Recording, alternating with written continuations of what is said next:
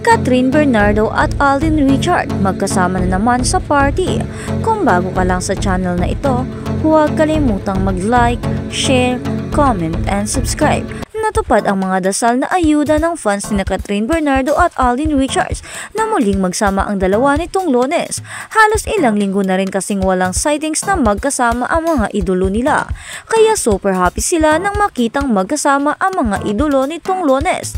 Dumalo kasi si Alden Richards sa pa-surprise intimate birthday party ni Catherine Bernardo sa makeup artist at friend nito na si Justin Claudia Del Rosario.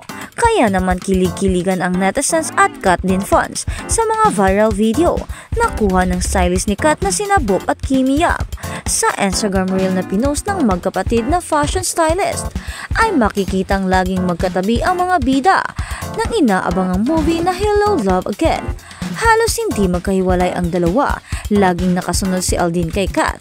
Komento pa ng netizens, halatang close na close si Tisoy sa makeup artist ni Kat at buong glam team ng aktres. Ginanap ang intimate event sa mismong studio ng Asia's Phenomenal Star or Soapy Superstar sa isang exclusive subdivision sa Quezon City, nakatabi lang ng mansyon ng mga Bernardo. Si Catherine ang nag-organize ng nasabing surprise party, kaya abalang-abala ito sa pag-aasikaso ng mga guest ni Justine na pawang mga close friends din nila.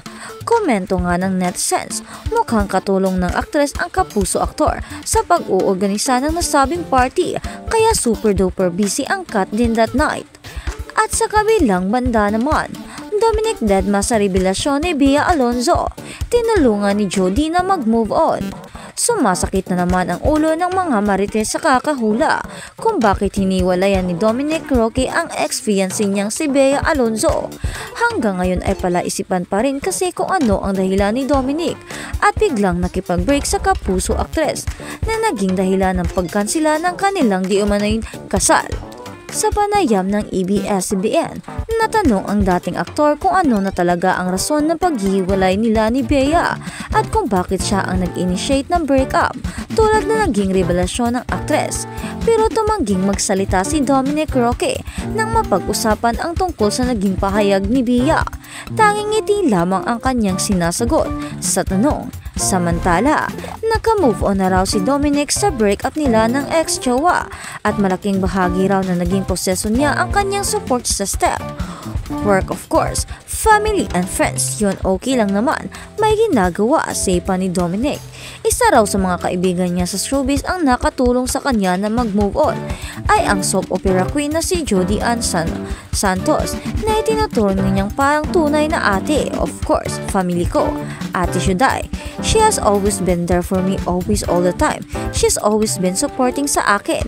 Tsaka friends, andinaano ko yung sarili ko sa sports, pahayag pa ni Dominic. Yun daw ang mga naging dahilan upang madaling makapag-move on kay Bea Alonzo. Si Dominic ay iniinsayo at naging busy sa kanyang sarili upang hindi na maisip pa si Bea at sa mga nangyayari sa kanilang dalawa na sana'y hantong sa kasalan pero hindi natuloy at ngayon ay pawag silang dalawa ay nasaktan at nagkagulo pero ngayon naman ay okay na sila at masaya na sila sa